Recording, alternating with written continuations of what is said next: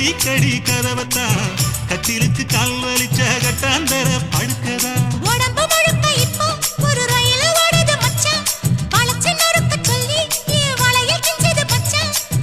அடடா அல்வா துண்டு எடுத்து ஓங்கெடுத்து அழகா பத்தி கிச்சி நெருப்பு தூள் கிளப்பு